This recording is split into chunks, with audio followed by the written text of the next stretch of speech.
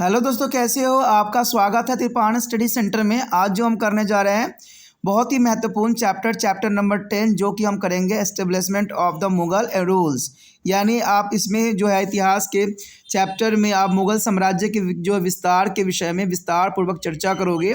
ये टॉपिक कई मानने में हर एक क्लास के लिए बच्चों के लिए इम्पोर्टेंट रहेगा, जिसके सिलेबस में Mughal empire, establishment of Mughal empire है। तो चाहे वो यूपीएससी के एग्ज़ाम दे रहे हों, चाहे सीबीएसई से पढ़ते हों, चाहे एनआईओएस के बोर्ड के बच्चे हों, चाहे यूपी बोर्ड के बच्चे हों, चाहे बिहार बोर्ड के बच्चे हों, सभी के लिए ये बहुत ही महत्वपूर्ण होगा। तो इसको आप अच्छे से समझिएगा और सोचिएगा, क्योंकि ये हिंदी इंग्लिश दोनों ही माध्यम में आपके समक्ष प्रस्तुत होगा।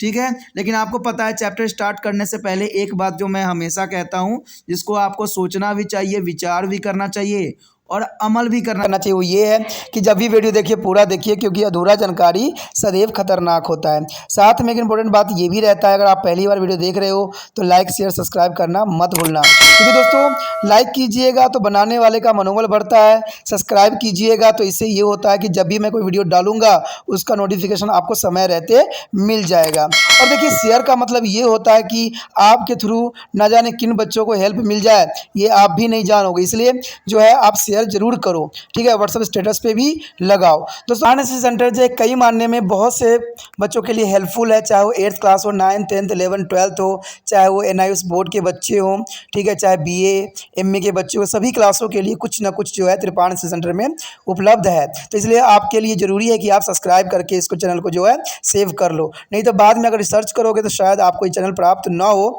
तो इसलिए सोचना नहीं, विचार नहीं करना है, सब्सक्राइब करके जो है अपने पास सेव करना है। दोस्तों ये तो बात था आपके लिए, लेकिन अब देखते हैं हमारा आज टॉपिक क्या है। The most important topic arrive here, the Mughal empire from Akbar to Aurangzeb. The Akbar is starting, the Aurangzeb is the last. But first point here is arrive Akbar. The Akbar was only 13 years old at the time of Humayun's death. There is a most important and there is a most for the Akbar. There is only for 13 years old. The father is a death. When his father died, Akbar ate the Kalonor in a Punjab, and therefore is a coronation took place in the Kalonor. Itself is a 1556. It was his tutor and Humayun as a favorite and confident is a Behram Khan, who served as the regent of the Mughal Empire from 1556 to the 1560. There is a most important period time for the Behram Khan. He became there is a wakil of the kingdom with the title of Khan-e-Khana. There is a Khan-e-Khana. There is most important title here. Take one of the major achievement of his regency's period was the defeat of the Himu and the Afghan force in the second battle of Panipat in 1556, who were posing a serious threat to the Mughal Empire. There is the most important here, and important also here. Regency of the Behram Khan is a 1556 to 1560. There is a most important period time for the Behram Khan. Behram Khan is remained at the helm of the affair of the Mughal Empire for almost 4 years, which is popularly known as the period of Behram Khan as regency. During this is a phase the appointed his favorite noble on important position. Behram Khan is emerged as the most powerful noble. He became very arrogant. A group of nobles were opposed to him, and there is a madness to the influence is Akbar also. By this time, Akbar also wanted to assume to fully control. He removed Behram Khan. Behram Khan is revolted and was defeated. Akbar is pronounced him as asking him to retire. He decided to go to the Makkah for the pilgrimage. He was killed by Afghan near Ahmedabad. His son later on has become on the influential noble under to Akbar and famous as the Abdul Rahim Khan. There is the most important here. The Akbar started a policy of expansion after the overcoming initially problem and consolidating his hold on the throne. His major political power spread in different parts of the country where the most important first point here, the Rajput who were spread throughout the country as independent chief and kings, and where is concentrated is mainly in Rajasthan. The Afghan held a political control mainly in Gujarat, Bihar and Bengal. There is a most important here. The Khandesh, Ahmednagar and Bijapur is a Golconda and few other kingdoms is a South India and Deccan were quite powerful. The fourth point here, Kabul and Kandahar is through the ruled by the Mughal factions and were hostile toward as Akbar. The Akbar, through a systematic policy, started the task of expanding his empire. The first step that Akbar took after the dismissal of the Behram Khan was to put on end the confessed within the nobility. The domesticated is the great diplomatic skill and organizational capability in the handling in aids.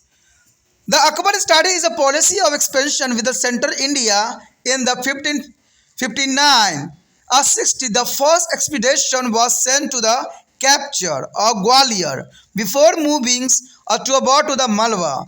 The Malwa is a central India was ruled by the Waz Bahadur.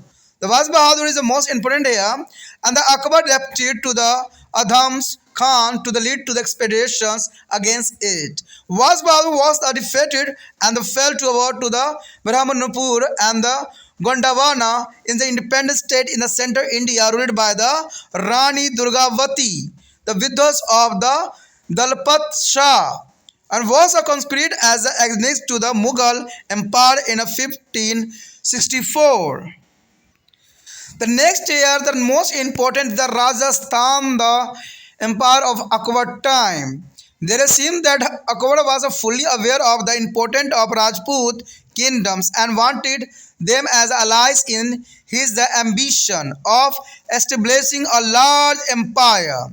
He tried to win over the Rajput wherever possible and introduced them into the Mughal service. He also entered into the matrimonial alliance with the Rajput rulers like Brahmal. The Rajput Brahmans of the Amber was the first to enter into the alliance with the Akbar.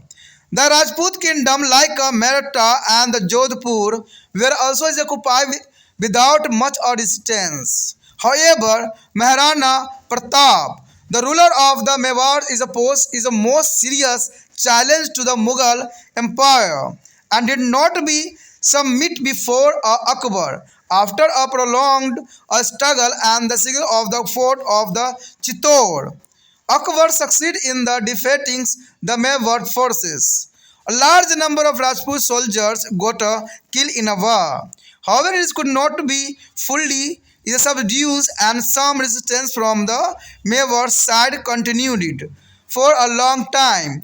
After the fall of Chittor, Ranthambore and the Kalinjar were captured. The Marawars is a Bikaner and Jaisalmer also is submitted to the Akbar. By 5670, Akbar has captured almost the wall of Rajasthan. The most important achievement of Akbar was that spread there is the subjugations of the whole of Rajasthan where is no hostility between to the Rajput and the Mughal. We will be discuss reason for it is a separate section in this lesson. The next year, Afghans. The Afghan here, Gujarat, Bihar and Bengal. The Akbar as a compass is against the Afghan started with the Gujarat in 1572. One of the princes is Itamad Khan has invited to the Akbar to come and is a conquer it. Akbar himself is a march to be a Ahmedabad. The town was captured without any serious resistance. Surat with a strong is a fortress is offered some resistance but was also a capture. In a short time, most of the principalities of Gujarat were both under his control. Akbar organized the Gujarat into a his province was the place in the under of Mirza Aziz Koka and returned to the capital. Within a 6 month of various rebellious groups come together and revolted against the Mughal rules, and the Mughal governor had to be acceded to the number of territories. The leader of the rebellions were to the Itiyar is Ul Mulk was the Muhammad Hussain Mirza, and Akbar got to the new of rebellions in their Agra, and he set out of the Ahmedabad.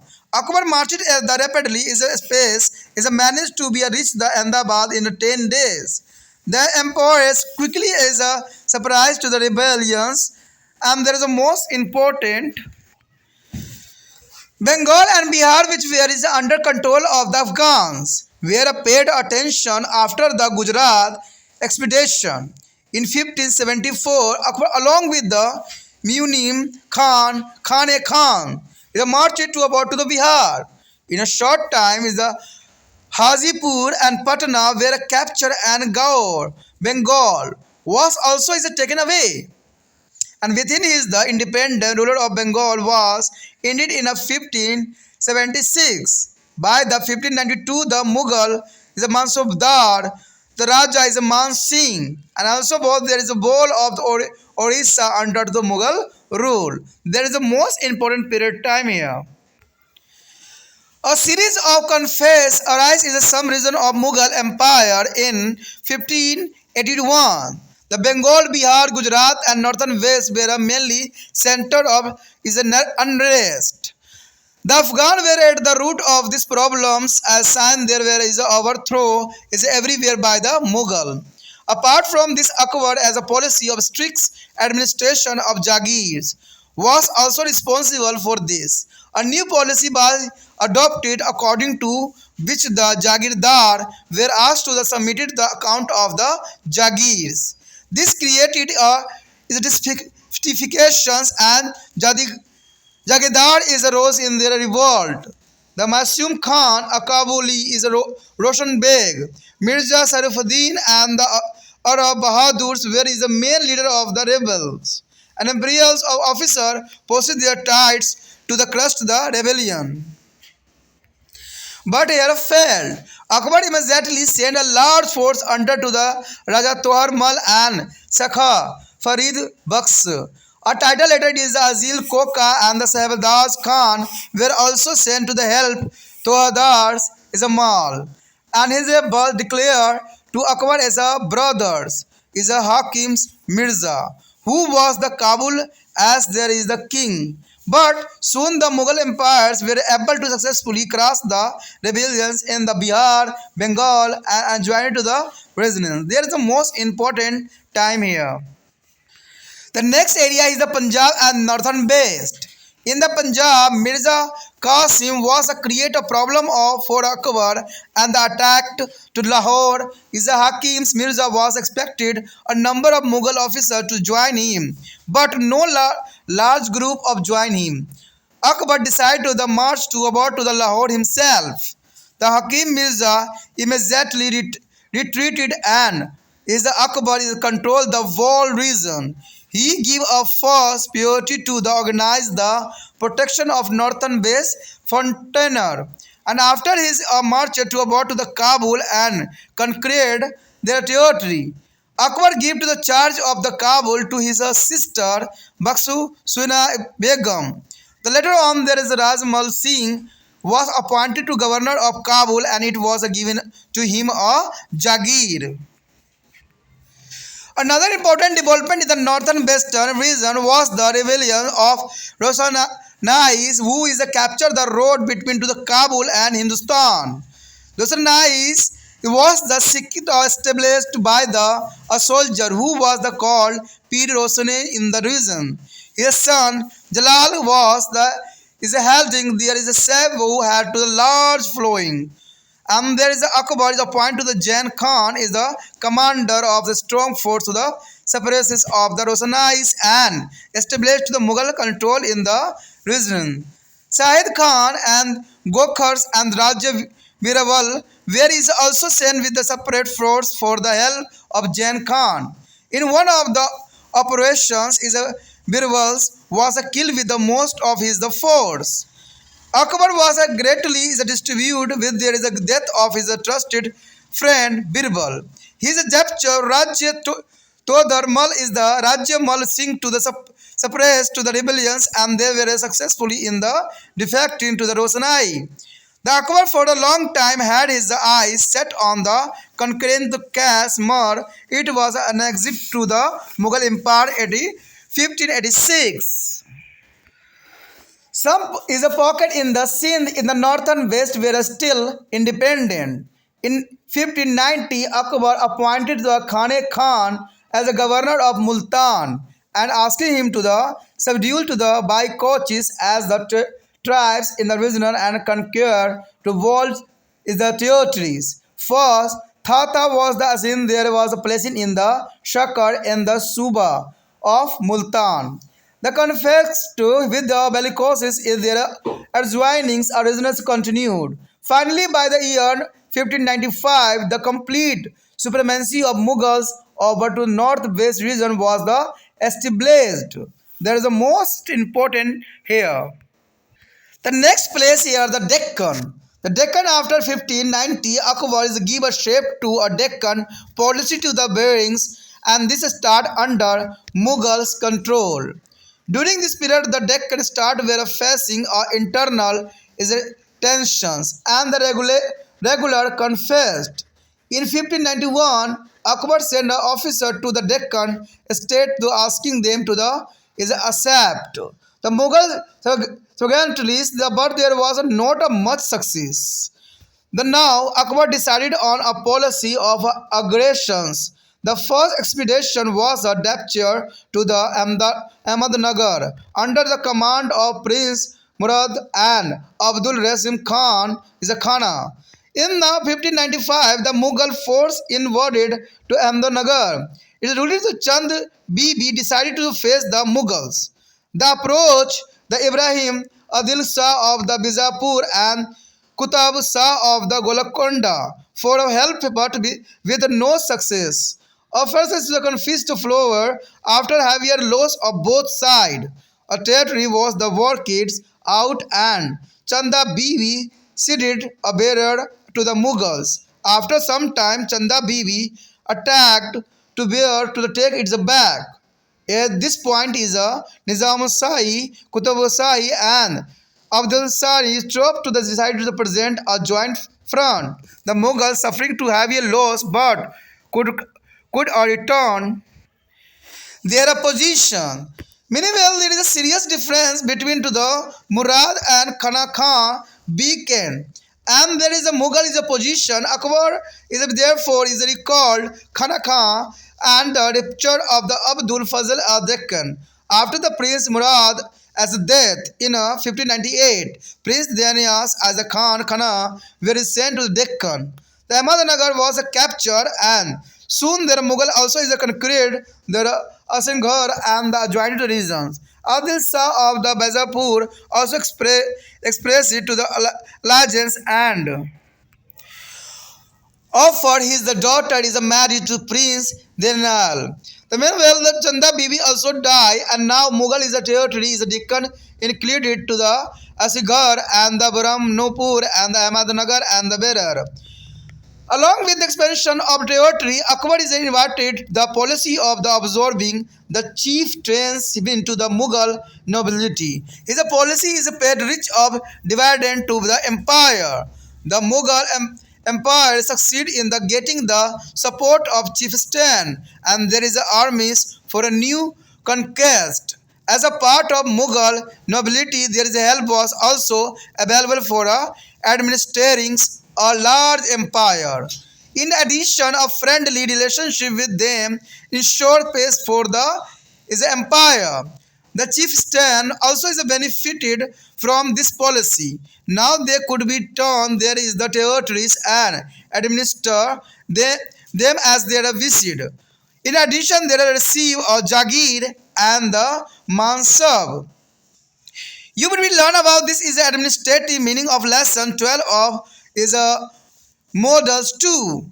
And there is the got a territory, the Jagir bigger than their kingdom. It is also provided them to security for the enemy and rebellions. And the many Rajput is a man Sabadar, where is assigned their open territory as the Batan Jagir, which was the hereditary and non-transferable. The territory expansion under to Akbar gave a defined shape to the Mughal Empire. In the term of territory expansion, very little was added to the empire after Akbar, and some territory were added to during the reign of the Shah Jahan and the Aurangzeb in the Deccans and northern east of India. Here show the Mughal Empire of the map in the death of the Akbar. There is the most important here all over India the cover for the Mughal Empire on the Akbar time. There is the most important empire for the Mughal time and show in this map. But some area is not covered for the Mughal Empire at the death of the Akbar time. There is the most important part, it Gondwana, Golconda and the Baizapurs and the Palagaras. There is the most important area here. There is a not cover for the Mughal Empire at the death of the Akbar time. There is the most important period time. यहाँ पर जो हम चर्चा करने जा रहे हैं महत्वपूर्ण टॉपिक अकबर से लेके औरंगजेब तक मुगल साम्राज्य। देखिए हम बारी बारी सभी राजाओं के बारे में पढ़ेंगे कि मुगल एम्पायर का कैसे विस्तार हुआ। अब तक हमने जो है बाबर के हुमायूं के बारे में विस्तार पूर्वक जान चुके हैं, समझ चुके हैं, लेकिन कहते हैं बाबर और जो है हुमायूं के समय जो है अकबर का संतुलन जो थी वो सिर्फ व्यवस्थित हो रही थी, पूरी तरह से राज्य करने योग्य नहीं हुआ था, क्योंकि आपने देखा था कि शेरशाह सूरी ने जो है अकबर को जो है पिता हुमायूं को हराकर जो है शासन पे फिर से नियंत्रण कर लिया था। लेकिन अकबर के टाइम ये सुचारू रूप से चला। कहते हैं अकबर जो था उस समय सिर्फ 13 वर्ष की आयु का था जब उसकी पिता की मृत्यु हो गई और सारा भाग दौड़ जो है उसके कंधों पर आ गया। कहते हैं इतने कम उम्र में जो है खुद को संभालना बहुत बड़ी बात होती है और अकबर ने बेखूबी इस बातों को जो है निभाया और जाना। तभी देखते हैं कि यहाँ अकबर ने काफ़ी समय तक जो है अपना शासन जो है चलाता रहा। कहते 1605 ईस्वी में इसकी मृत्यु हो गई, तो कहा जा सकता है कि 50 वर्ष तक जो है बहुत काफ़ी अच्छी राजनीतिक चलाई, जो कि बहुत बड़ा इतिहास में इसका समय अवधि देखी जा सकती है। तो यही बात यहाँ अकबर को भी निर्धारित करती है। अकबर कहते हुमायूं की मृत्यु के समय अकबर केवल 13 वर्ष का ही था जब उसके पिता की मृत्यु हुई। अकबर पंजाब में कलानौर में था, इसलिए 1556 में उसका राज्याभिषेक जो कलानौर में ही हुआ। क्योंकि कलानौर में था इसलिए उसके पिता की मृत्यु के पश्चात उसका राज्य अभिषेक जो था 13 वर्ष की उम्र में ही किया गया। उसके शिक्षक और हुमायूं के प्रिय विश्वासपात जो है बैरम खान थे। आपको पता होगा कि हुमायूं, ठीक है, उस हुमायूं के जो प्रिय और विश्वास पात्र बैरम खान, जो कि देखा जाए तो अकबर का शिक्षक भी था, ठीक है। और कहते हैं 1556 से लेकर 1560 तक मुगल साम्राज्य के दरबारी प्रशासक की तरह काम भी किया। यानी यहाँ पर बैरम खान ने बहुत काफ़ी इम्पोर्टेंट अपना योगदान दिया। कहते हैं 4 साल ही लेकिन शासन किया, लेकिन बहुत इम्पोर्टेंट जो है उसने मुगल साम्राज्य को जो है स्थगित किया और जो है काफ़ी जो है नियंत्रित किया। उसने खाने खाना की उपाधि प्राप्त करके राज्य में वकील का पद भी हासिल कर लिया था। उसकी दरबारी प्रशासन की अवधि के दौरान उसकी प्रमुख सफलताओं में एक थी और 1556 में जो है पानीपत के दूसरे युद्ध में हुमायूं और अफगानी सेनाओं को हार जो कि मुगल साम्राज्य के लिए बहुत गंभीर खतरा बनी हुई थी। यानी ये बहुत काफ़ी इंपॉर्टेंट था। 1556 में पानीपत के दूसरे युद्ध में हुमायूं और अफगानी सेनाओं को हरा के जो है खाना खान यानी बैरम खान ने ये साबित कर दिया कि बहुत ही ये प्रिय मित्र भी हो सकता है और विश्वास पात्र भी हो सकता है। अब बात हम यहाँ करें बैरम खान, क्यों बैरम खान इतना इम्पोर्टेंट था। बेसिकली 4 वर्ष के लिए जो है मुगल साम्राज्य से जुड़ा था, लेकिन बहुत काफ़ी इम्पोर्टेंट था इसके लिए, तो इसके बारे में जानना भी हमारे लिए दिलचस्प रहेगा। कहते हैं बैरम खान मुगल साम्राज्य के सभी मामलों में 4 वर्ष तक सबसे ऊंचे स्थान पर रहा और इस अवधि के जो है बैरम खान की दरबारी प्रशासन काल के रूप में जाना भी जाता है और इस कालखंड में उसने अपने प्रिय कुलीनों को महत्वपूर्ण पदों पर नियुक्त भी किया और बैरम खान बहुत ही शक्तिशाली दरबारी प्रशासक के रूप में उभर के सामने आया। वो बहुत ही घमंडी बन गया अभिजातों का एक वर्ग उसका विरोधी भी हो गया था। उन्होंने अकबर को भी अपनी बातों से प्रभावित कर दिया था और इस समय तक अकबर भी सब कुछ अपने पूरे नियंत्रण में लेना चाहता था। उसने बैरम खान को हटा दिया और बैरम खान के प्रतिरोध किया, परंतु हार गया। अकबर ने उसे माफ़ कर दिया और सेनावृत्त होने के जो अनुरोध भी किया। उसने हज के लिए मक्का जाने का फैसला किया और अहमदाबाद के पास अफगानी द्वारा उसकी हत्या कर दी गई। जब उसकी हत्या हो गई तो कहते हैं उसके पश्चात अहमदाबाद के पास जो उसकी हत्या हुई, उसके बाद उसका बेटा बाद में अकबर के दरबार में एक बहुत ही प्रभावशाली दरबारी बना और अब्दुल रहीम खान एक खान के नाम से प्रसिद्ध हुआ, यानी अब्दुल रहीम खाने खां, जो कि काफ़ी इम्पोर्टेंट नाम से इसको जो है विख्यात किया गया। उसके पश्चात हम देखें अपनी आरंभिक समस्याओं को हल करने और राज्य पर अपना पूरा नियंत्रित स्थापित करने के बाद अकबर ने विस्तार की नीति को अपनाया और उस समय देशों में फैली कुछ मुख्य राजनीतिक शक्तियां थी, तो उसी के विषय में हम चर्चा करने जा रहे हैं। कहते हैं राजपूत जो पूरे देश में स्वतंत्र सूबेदारों और राजाओं के रूप में फैले हुए थे और मुख्य रूप से राजस्थान में केंद्रित थे, जो कि काफ़ी इम्पोर्टेंट था। उसके पश्चात दूसरी पॉइंट यही दर्शाता है कि अफगानियों ने जो है मुख्यतः गुजरात, बिहार, बंगाल पर राजनीतिक नियंत्रण कर रखा था। खानादेश और अहमदनगर जो है बीजापुर, गोलकुंडा और दक्षिण भारत के कुछ अन्य साम्राज्य और दक्कन बहुत ही शक्तिशाली हो गए थे। कहते हैं काबुल और कंधार पर यद्यपि मुगल गुटों का शासन था, पर वो अकबर से दुश्मनी नहीं रखते थे, जो कि काफ़ी ज़रूरी था और काफ़ी संगठित करने के लिए अकबर के लिए इम्पोर्टेंट भी था। अकबर ने बहुत ही व्यवस्थित नीति से साम्राज्य को फैलाने का काम शुरू कर दिया। बैरम खान को बर्खास्त करने के बाद अकबर का पहला कदम था अपने अभिजात वर्ग से संघर्ष समाप्त करना। इसके नियंत्रण के लिए उसने अत्यंत कूटनीति जो है कौशल और संगठनात्मक जो है योग्यताओं का प्रदर्शन किया। अपनी विस्तार की नीति की शुरुआत उसने मध्य भारत से की, जो 1559 से 60 में अकबर ने किया था। अपने पहले अभियान दल को मालवा की तरफ बढ़ने से पूर्व ही ग्वालियर को जीतने के लिए उसने भेज दिया था और मध्य भारत में मलबा पर उस समय बाज बहादुर का शासन हुआ करता था और इसके विरुद्ध लड़ाई के अभियान पर अकबर ने आदम खान को तैनात कर दिया था और बजाय बहादुर हार गया और ब्रह्मपुर की तरफ ही भाग गया। गोंडवाना और दलमपत शाह की विधवा रानी दुर्गावती द्वारा शासित मध्य भारत का स्वतंत्र प्रदेश था, जिसे जीतने के बाद अकबर ने 1564 में मुगल साम्राज्य में शामिल कर लिया। तो कहते हैं काफ़ी इम्पोर्टेंट था जिसको उसने जो है अपने साम्राज्य में शामिल कर लिया क्षेत्र।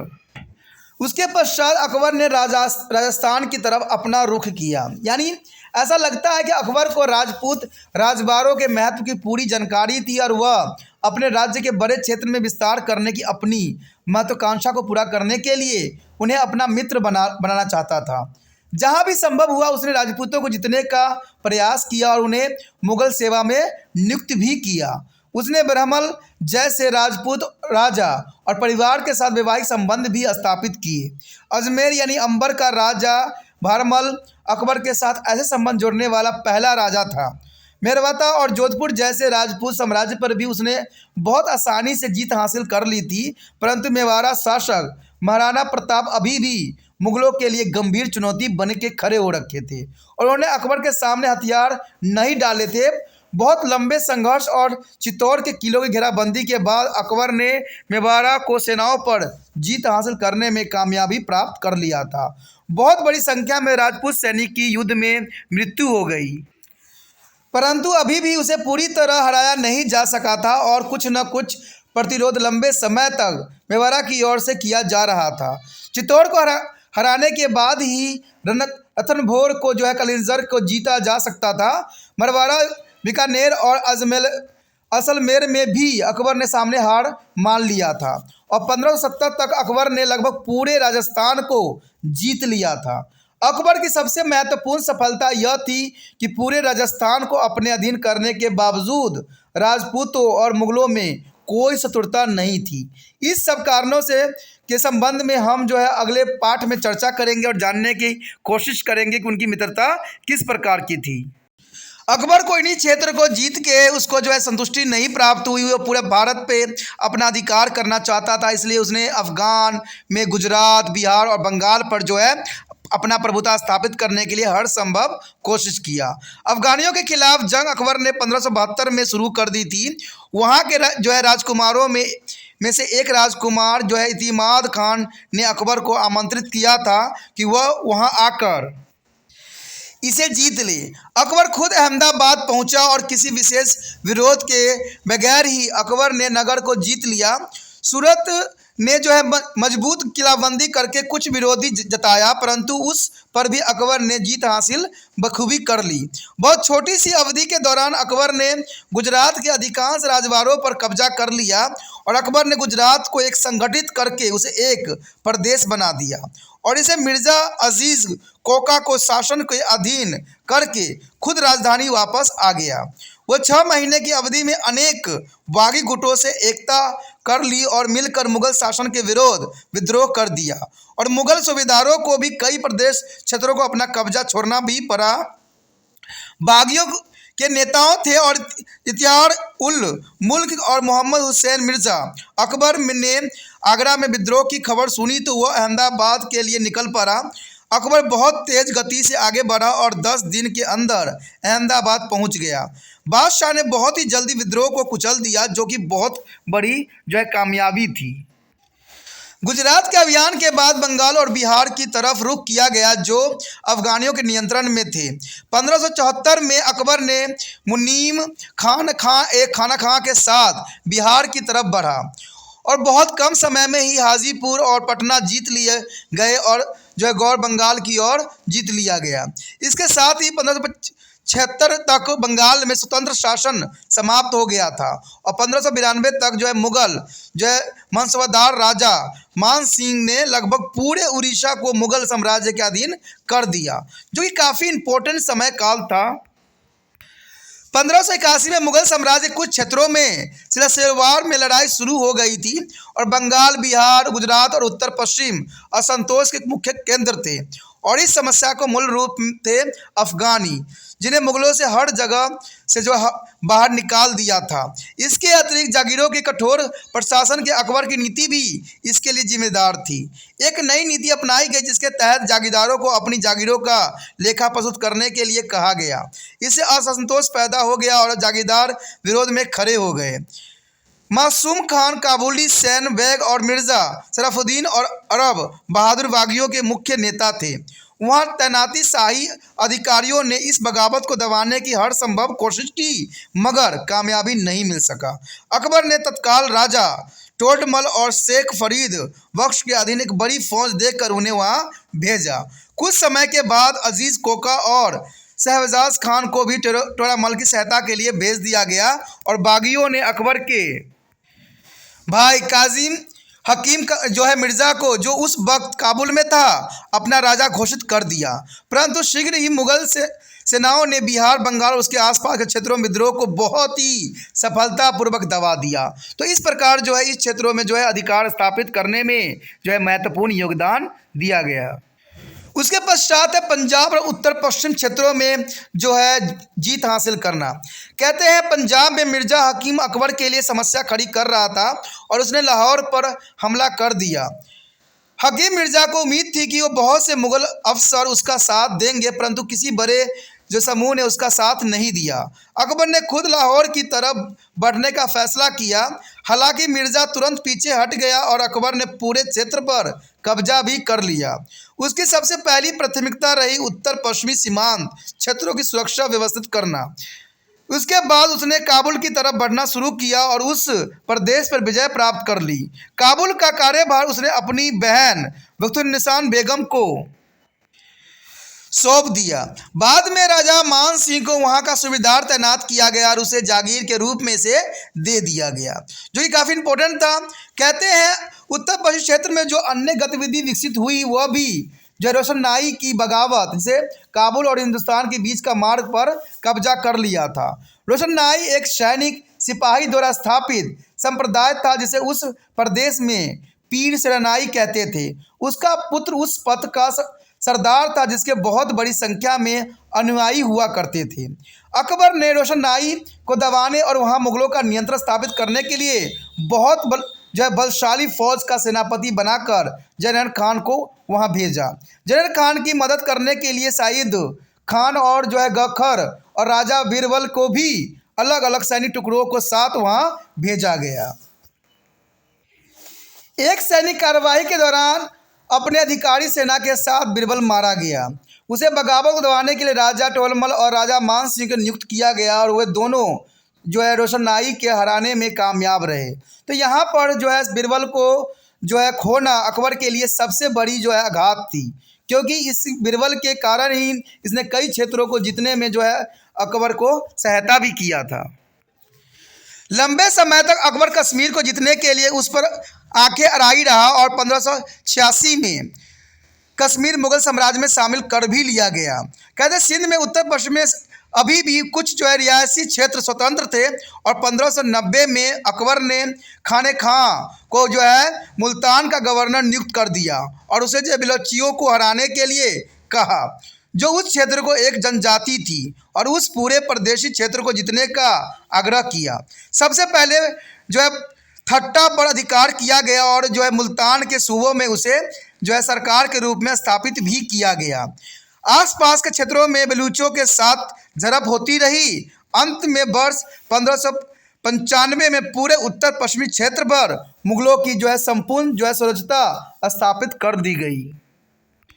उसके पश्चात था दक्कन क्षेत्र पर अकबर का पुण्य अधिकार। कहते हैं 1590 के पश्चात दक्कन के प्रदेशों को मुगलों के नियंत्रण के अधीन लाने के लिए दक्कन नीति को साकार रूप दिया गया। इस अवधि के दौरान दक्कन के प्रदेशों में आंतरिक तनाव और निरंतर युद्ध चलते रहे और 1591 में जब अकबर ने दक्कन प्रदेशों को उपहार भेजकर यह संदेश भिजवाया कि वह मुगलों के प्रभुसत्ता को स्वीकार कर ले, परंतु इसमें उसे कोई विशेष सफलता नहीं मिली। अब अकबर ने आक्रमण की नीति अपनाने का निर्णय किया और पहला अभियान उसने अहमदनगर के लिए कूच किया, जिसके सेना नायक थे राजकुमार मुराद और अब्दुल रहीम खान। 1595 मुगल सेनाओं को अहमदनगर पर आक्रमण कर दिया गया और उसके शासकी चंदा बीबी ने मुगलों का मुकाबला करने का फैसला स्वयं ही किया और उसने सहायता के लिए बीजापुर के इब्राहिम आदिल शाह और गोलकुंडा को कातुल शाह को संपर्क किया, परंतु उसे कोई सफलता नहीं मिली। घमासान युद्ध हुआ। दोनों तरफ भारी नुकसान होने के बाद एक समझौता किया गया, जिसके तहत चांदी बीबी के बरार मुगलों के हवाले कर दिया।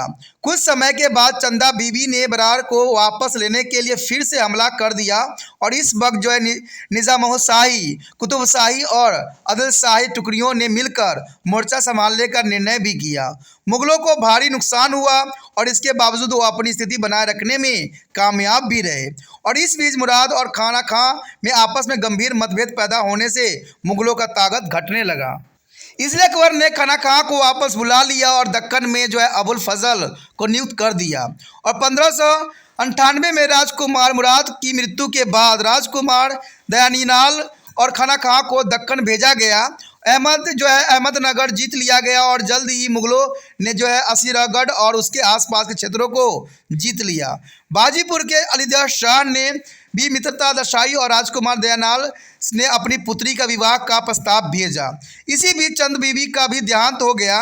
अब दक्कन में मुगलों के प्रदेश में असीरागढ़ और बुरहानपुर और अहमदनगर और बरार शामिल हो चुका था, जो कि काफ़ी इम्पोर्टेंट था। प्रदेशी विस्तार के साथ साथ अकबर ने सेना नायक के मुगल अभिजातों में मिलाने की नीति को भी शुरू कर दी और इस नीति ने मुगल साम्राज्य को बहुत काफ़ी फ़ायदा पहुंचाया। मुगल शासक अपनी नई जीतों के लिए सेना नायकों को और उनकी सेनाओं की सहायता हासिल करने में कामयाब भी हो गए और मुगल अभिजातों की भूमिका इतने बड़े साम्राज्य को शासन कार्य को चलाने के लिए भी मदद के रूप में उपलब्ध थी। इसके अतिरिक्त उसके साथ शांतिपूर्ण संबंध को वजह से साम्राज्य में शांति भी सुनिश्चित हुई।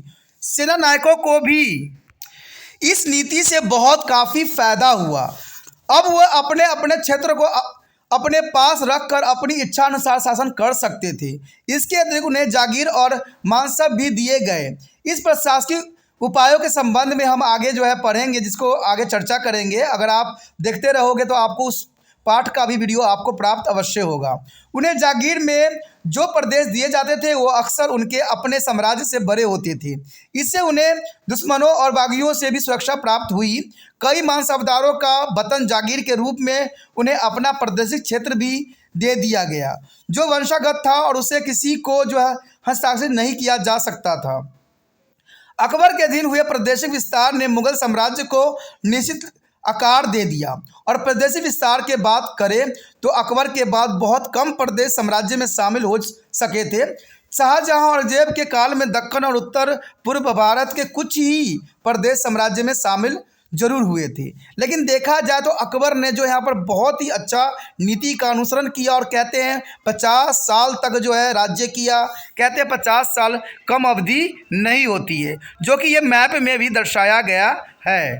चलिए देखते हैं मैप क्या है।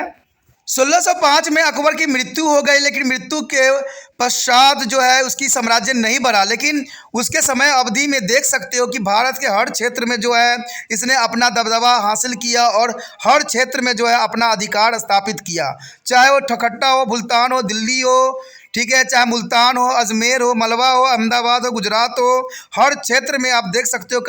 कश्मीरी हो, काबिल हो, कंधार हो, हर क्षेत्र में अपना जो है इसने दबदबा हासिल किया। यहाँ तक कि बंगाल, बिहार, इलाहाबाद, हर क्षेत्र में, लेकिन कुछ क्षेत्रों में नहीं कर सका। वो क्षेत्र थे, यहाँ पर आप देख सकते हो कि नीचे क्षेत्र में जो है अहमदनगर है, गोलकुंडा है, बीजापुर है, विदल है, पीलीनगर है। उस क्षेत्रों में जो है अकबर ने अपना शासन स्थापित नहीं कर सका, लेकिन कहते हैं इस समय दौरान उसने काफ़ी क्षेत्रों को जीता। तो मुगल साम्राज्य का विस्तार अकबर के अधीन बहुत काफ़ी हुआ और बहुत काफ़ी ज़रूरी भी था। समझ के लिए भी आपके लिए बहुत कुछ था इसमें। अगर आपको अच्छा लगा तो लाइक शेयर सब्सक्राइब कीजिए और आगे बढ़िए, अगले वीडियो की प्रतीक्षा कीजिए। इसी तरह जो है दूसरे बच्चों से वीडियो को शेयर करते रहिए। और अगर पहली बार वीडियो देख रहे थे तो चैनल को सब्सक्राइब भी करके जो है सेव कर लीजिए अपने फ़ोन में।